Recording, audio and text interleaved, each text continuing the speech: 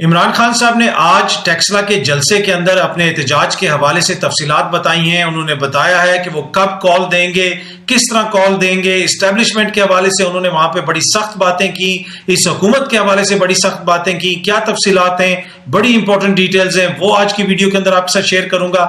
अमरीकी खत या साइफर के हवाले से चंद दिन पहले तक इस हुकूमत का क्या मौकिफ था और अब इनका क्या मौकिफ है, ये भी बड़ी दिलचस्प डिटेल्स है, बड़ी दिलचस्प सूरत हाल है। इसके हवाले से भी तफसीलात आज की मुख्तसर वीडियो के अंदर आपके साथ शेयर करूंगा। जी अस्सलाम वालेकुम, उम्मीद है कि आप सब लोग खैरियत से होंगे। खान साहब के ऊपर, टेक्सला के जलसे के ऊपर, एहतजाज के ऊपर जो बातें आज उन्होंने की हैं वो तफसीलात आपको बताऊंगा, लेकिन उस पे आने से पहले कुछ चीजें मैं आपके साथ शेयर करना चाहता हूं अमरीकी साइफर के हवाले से और उस साइफर के ऊपर, उस खत के ऊपर इस हुकूमत का मौकिफ। कुछ अरसा कबल तक जब भी इमरान खान साहब ये मुतालबा करते थे कि जनाब इस खत की तहकीकात करवाई जाए, ये जो मुबैना अमरीकी खत है इसमें धमकी दी गई, तो ये कहते थे कि जनाब इसके ऊपर 2 दफा नेशनल सिक्योरिटी कमेटी का इजलास हो चुका है और वहां पे हसास अदारों के सरबराहान ने ब्रीफिंग भी दी है। एक दफा जब शहबाज शरीफ साहब ने नेशनल सिक्योरिटी कमेटी का जो इजलास था उसकी सरबराही की, वहां पे एम्बेसडर असद मजीद साहब भी मौजूद थे। तो ये सारी चीजें सेटल हो गई हैं, तहकीकात की जरूरत ही नहीं, तहकीकात तो हो चुकी हैं। अब ये हुकूमत कह रही है खुद कि हम इसके ऊपर तहकीकात करवाएंगे। ये साइफर गायब हो गया है। वो जो पहले कहते थे ना कि जनाब तहकीकात की जरूरत नहीं है, अब ये कह रहे हैं कि इसके ऊपर हम तहकीकात करवाएंगे। और 6 महीने के बाद तकरीबन ये बता रहे हैं कि वो अमेरिकी खत प्राइम मिनिस्टर हाउस से गायब हो गया, ऑल्दो के उससे पहले ये पहले ही प्राइम मिनिस्टर हाउस में एक मीटिंग भी कर चुके हैं उसी खत के ऊपर, उसी साइफर के ऊपर नेशनल सिक्योरिटी कमेटी की। और उसके बाद इन्होंने एलामिया भी जारी किया, DGISPR ने भी बताया कि संगीन मुदाखलत हुई है। ये सब कुछ ये बता चुके हैं, लेकिन अब ये कह रहे हैं कि जनाब वो खत गायब हो गया। और गायब होने के बाद वो फिर इल्जाम लगा रहे हैं इमरान खान साहब के ऊपर और अब कह रहे हैं कि इसके ऊपर तहकीकात भी करवाएंगे। पहले कहते थे कि तहकीकात सारी हो चुकी हैं, लेकिन यहां पे बात खत्म नहीं होती है। कुछ हफ्ते कबल तक, कुछ दिन कबल तक इनका मौकिफ क्या था इस खत के हवाले से? ये कहते थे ऐसा तो कोई खत है ही नहीं है, ये तो कोई चीज ही नहीं है। मरियम बीबी ने ऑन रिकॉर्ड कहा, अपनी एक प्रेस कॉन्फ्रेंस में कहा, उन्होंने फरमाया कि ये तो बिल्कुल एक जो है झूठा बयानिया है, ना कोई खत है ना कोई ऐसी चीज है, ये बिल्कुल एक झूठा बयानिया। रोज ब रोज जो ये झूठ है ये खुलता जा रहा है, सामने आता जा रहा है। ये मरियम बीबी ने कहा चंद दिन पहले, इसको बिल्कुल झूठ करार दिया। आज मरियम बीबी ने इस हवाले से क्या ट्वीट की? यह साइफर सिर्फ एक कागज का टुकड़ा नहीं बल्कि रियासत पाकिस्तान की अमानत है। कौमी अमानतों में खयानत करके रियासत के मफादात को पामाल करने वालों को निशाने इबरत बनाना चाहिए, ताकि फिर किसी फॉरेन एजेंट को डॉलरों के एवज सियासी भेस बदलकर मुल्क को नुकसान पहुंचाने की हिम्मत ना हो। मुझसे साइफर गुम हो गया हैशटैग। अच्छा, ये उन्होंने आज ट्वीट की। उसके अलावा एक और ट्वीट भी उन्होंने की।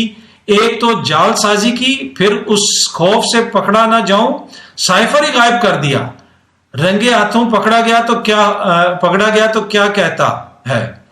बुनियादी तौर पे वो ये कह रही है कि साइफर इसने इसलिए गायब कर दिया है कि इसको पता है कि साइफर के अंदर वो चीजें नहीं है, जालसाजी इसने की है, तो इस वजह से इसने साइफर गायब कर दिया। अब मरियम बीबी को कोई बताए, ये जिस तरह हुकूमत को 6 महीने बाद पता चला ना कि प्राइम मिनिस्टर हाउस के अंदर साइफर नहीं है, भाई साइफर की मास्टर कॉपी, ओरिजिनल कॉपी अभी भी फॉरेन ऑफिस में पड़ा हुआ है। और वो जो साइफर था ना, वो फौज की क़यादत को भी गया था। और आप ये अगर कह रहे हैं कि इमरान खान साइफर अपने साथ ले गया था, तो 22 अप्रैल को जो नेशनल सिक्योरिटी कमेटी का इजलास हुआ था, जिसकी सदारत आपके चाचा ने की थी, जहां पे फौज की क़यादत भी बैठी हुई थी, तो उसमें वो क्या कोई इमरान सीरीज का नावल पढ़ा था या क्या चीज पढ़ी थी? कोई टार्जन की वापसी की कहानी पढ़ी थी? यही साइफर पढ़ के तमाम मोअज़्ज़िज़ शख्सियात ने एलामिया जारी किया था ना। साइफर तो अभी भी हुकूमत के पास है। ये इस तरह तासुर दे रहे कि इमरान खान ने इसलिए छुपा दिया क्योंकि ये चीजें साइफर के अंदर लिखी नहीं है। अगर आप इमरान खान को झूठा साबित करना चाहते हैं, और ये जो सारा इमरान खान ने एक बयानिया अमरीकी साजिश का बनाया जिसको ये कहते हैं कि ये बिल्कुल झूठ है, और इस बयानिए को बना के वो इदारों को भी टारगेट कर रहे हैं, अपने सियासी मुखालफिन को भी टारगेट कर रहे हैं। इमरान खान ने तो अपने दौर में उसको वैसे डी क्लासीफाई कर दिया था साइफर को। अब ये खत भी इनके पास है, ये साइफर इनके पास है, और ये कह रहे हैं कि रियासत को एक तरह से नुकसान पहुंच रहा है, इमरान खान झूठ बोल रहा है, इदारों को भी टारगेट कर रहा है। तो ये वो साइफर को पब्लिक कर दें, बता दें उस साइफर के अंदर कोई भी ऐसी चीज नहीं लिखी हुई कि डोनाल्ड लू ने ये नहीं कहा कि हमें इमरान खान से मसला है। डोनाल्ड लू ने ये बातें नहीं की, डोनाल्ड लू ने ये इस तरह की सख्त लैंग्वेज पाकिस्तान के हवाले से इस्तेमाल नहीं की। अच्छा, 70 साल से ये हमें पढ़ाते रहे, हमें बचपन से में हमें भी स्कूलों में पढ़ाते रहे कि हम बड़ी गैरतमंद कौम है, बड़ी इज्जतदार कौम है, 10 गुना बड़े दुश्मन के साथ हम डट के खड़े हैं, मुकाबला कर रहे हैं। और अब जब ये साइफर का मामला है कि अमरीकी एहलकार ने पाकिस्तानी कौम के मुंतखब वजीर आजम को उतारने की बात की, धमकी दी, बदतमीज लैंग्वेज इस्तेमाल की, जिसके ऊपर हमारे एम्बेसडर ने लिख के कहा कि इनके सफारतकार को बुला के उसको झाड़ पिलाई जाए, उसको डिमार्श किया जाए, उसको एक तरह से जिसे आप कह सकते हैं कि वो कहते हैं ना कि आप थोड़ा सा टेलिंग ऑफ इंग्लिश में, कि बुला के आप उसको कहें कि जनाब ये क्या हरकत की आपने, उसको ये सब कुछ किया जाए। और हमारी नेशनल सिक्योरिटी कमेटी का एलामिया भी ये कहता है कि संगीन मुदाखलत हुई है और दुनिया की वाहिद सुपर पावर के सफारतकार को बुला के फिर उसको झाड़ पिलाई गई, उसको डीमार्च किया गया। लेकिन अब हमारे दानिशवर हमें क्या कहते हैं, यार इस तरह के साइफर तो पहले भी आते रहते हैं। तो 70 साल से जो हमें इज्जत, गैरत, कौमी जो है वो सब चीजें बताते रहे, ताकत, ये वो, और आप ये कह रहे हैं कि जनाब ये तो इस तरह तो मसला ही कोई नहीं, ये मतलब कि ये बेइज्जती तो रूटीन है। भाई अगर ये रूटीन होती तो कितनी दफा किसी भी साइफर के अंदर लिखा हुआ है कि अपने वजीर आजम को आप तब्दील करें, या आपके वजीर आजम से हमें ये मसला है, या कितनी दफा हमने अमेरिका को इस तरह बुला के उसके सफीर को डीमार्च किया। एनीवे, अगर ये समझते हैं कि इमरान खान का ये सारा बयानिया झूठा है, झूठ पर मबनी है, तो फिर जनाब उसको आप पब्लिक कर दें। आप पब्लिक करेंगे तो इमरान खान का बयानिया उड़ जाएगा, सब कुछ खत्म हो जाएगा, और उसके बाद सत्य खैरा आप आराम से हुकूमत करें, इमरान खान झूठा साबित हो जाएगा। लेकिन ये वो कर नहीं रहे। साइफर के गुम होने के ऊपर, जनाब साइफर गुम हो गया है तो इमरान खान साथ ले गया है तो उसकी हम तहकीकात करेंगे, और ये तासुर दिया जा रहा है कि जैसे इमरान खान उस साइफर में से चीजें छुपाना चाहता है। भाई साइफर अभी भी हुकूमत के पास है। जो लोग समझते हैं हुकूमत को वही गाइड कर दें लोगों को। क्या ये मजाक इन्होंने बना दिया है कि 6 महीने बाद कह रहे हैं कि साइफर गायब हो गया, अपने लिए सुबकी करते हैं, पाकिस्तान के लिए सुबकी करते हैं। एनीवे, खान साहब ने जनाब आज टेक्सला के अंदर जलसे से खिताब किया। आने वाले दिनों में वो एहतजाज की कॉल किस तरह देंगे उस हवाले से भी मैं आपको बताता हूं, लेकिन उन्होंने बड़ी सख्त बातें की। उन्होंने कहा, इसहाक डार साहब के हवाले से उन्होंने कहा कि बड़ा डरपोक आदमी है, कि आप समझते हैं कि ये बगैर डील करके आया। उन्होंने कहा कि ये ताकतवर लोगों से डील करके गारंटी लेके वापस आए हैं डार साहब, और इसी वजह से खसूसी त्यारे के अंदर वापस आए हैं। उसके अलावा उन्होंने और भी कहा कि हमने भारत से ताल्लुकात खत्म किए थे, इसलिए तजारत खत्म की थी कि कश्मीर के मसले के ऊपर, जब ये कश्मीर को उन्होंने एक तरफा इकदाम करके कश्मीर का जो खसूसी स्टेटस है उसको ख़त्म किया, हमने तजारत ख़त्म कर दी उनसे। इन्होंने आते साथ अपने दामाद के लिए वहाँ से चीज़ें मंगवाना शुरू कर दी। तो क्या ये कश्मीरियों के साथ एक तरह से दगा नहीं है?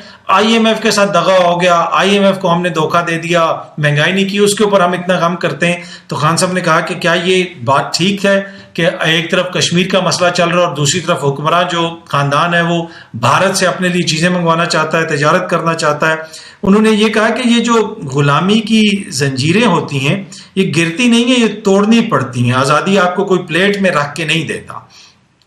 अच्छा, फिर उन्होंने इस्टेब्लिशमेंट के हवाले से भी बड़ा सख्त आज दोबारा मौक़िफ़ इख्तियार किया। उन्होंने लोगों से पूछा कि ये नहीं हो सकता कि जनाब हुकूमत चेंज हो रही हो, मुल्क के खिलाफ साजिश हो रही हो और चौकीदार कहे कि मैं न्यूट्रल हो जाऊं। अब ये इशारा डेफिनेटली उनका इस्टेब्लिशमेंट की तरफ है।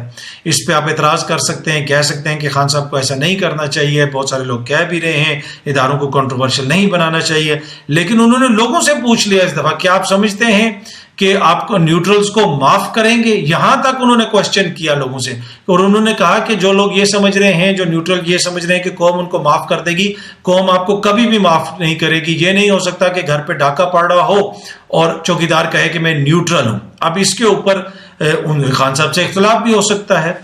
अब ये खान साहब की अपनी इंटरप्रिटेशन है। इस्टेब्लिशमेंट ये कहती है कि आप लोगों ने अपनी अपनी सियासत करनी है, आप नहीं करें, हमारा इसमें कोई अमल दखल नहीं है। लेकिन खान साहब का मौक़िफ़ ये है कि ये सब कुछ इस्टेब्लिशमेंट की मर्जी से हो रहा है। दूसरी तरफ हुकूमत का मौक़िफ़ ये है कि ये इस्टेब्लिशमेंट का इसमें कोई रोल नहीं है। हम सब लोग अपनी मेहनत से, अपनी लगन से दिन रात मेहनत करके इत्तेहाद बना के जनाब हम हुकूमत में आए हैं। लेकिन खान साहब तो डायरेक्ट इसमें इस्टेब्लिशमेंट का किरदार बताते हैं बार बार, और आज तो उन्होंने खुल के आवाम से भी ये कह दिया और इस्टेब्लिशमेंट की तरफ इशारा करते हुए भी कहा कि कौम कभी उनको माफ नहीं करेगी। अच्छा, अब उन्होंने ये कहा कि ये हुकूमत भी सुन ले, उसके साथ साथ इसके हैंडलर्स भी सुन ले कि कभी भी हम इस हुकूमत को नहीं छोड़ेंगे, इसको बर्दाश्त नहीं करेंगे और मैं एहतजाज की कॉल दूंगा, वो फाइनल कॉल दूंगा। उन्होंने कहा कि अब ज्यादा देर नहीं है, खान साहब ने कहा अब ज्यादा देर नहीं है और मैं कॉल एकदम से दूंगा। ये लोग अपनी प्लानिंग कर रहे हैं, लेकिन जो प्लानिंग मैं कर रहा हूं उसका इनको नहीं पता। आप सब लोग अपनी तैयारी करें। टेक्सला की आवाम को उन्होंने ये कहा और उन्होंने ये कहा कि ये फाइनल मार्च होगा। अब खान साहब को ये कॉल देनी पड़ेगी। इसकी वजह ये है कि एक तो उनका जो अपना वोटर है, सपोर्टर है, उसके अंदर भी फ्रस्ट्रेशन हो रही है और इनका जो हालिया इजलास भी हुआ बनी गाला के अंदर, उसके अंदर भी ये चीज डिस्कस हुई कि बार बार ये कहना कि हम कॉल देंगे, फिर कॉल नहीं दी जाती, तो उससे एक तरह से मायूसी फैल रही है और ये ना हो कि हमारा जो वोटर है, सपोर्टर है, वो बदजन हो जाए, बददिल हो जाए। तो ये उनकी पार्टी के इजलास के अंदर ये चीज डिस्कस हुई है। ये मैं आपको इंफॉर्मेशन की बुनियाद पे बता रहा हूं। तो अब ये खान साहब ने कहा है कि अगले 7 दिनों के बाद मैं कॉल दूंगा, अचानक कॉल दूंगा, किसी टाइम पे भी कॉल दे दूंगा, आप तैयारी रखें। तो अब तो खान साहब को ये कॉल देनी पड़ेगी। अब देखते हैं कि ये कॉल किस किस्म की होगी। क्या आप इस्लामाबाद की तरफ मार्च करने का कोई कॉल देखेंगे, कोई ऐसी चीज सुनेंगे खान साहब से कि जनाब सब लोग मार्च करके इस्लामाबाद आ जाएं, या अपने अपने शहरों में होगा। लेकिन वो ये कह रहे हैं कि एक बड़ा सरप्राइज होगा। हम भी उस सरप्राइज का इंतजार कर रहे हैं, हुकूमत भी इंतजार कर रही है, कौम भी इंतजार कर रही है। देखते हैं खान साहब कब ये कॉल देते हैं। उम्मीद है कि ये वीडियो आपको पसंद आई होगी। बहुत जल्दी आपसे दोबारा मुलाकात होगी। बहुत बहुत शुक्रिया। Thank you so much.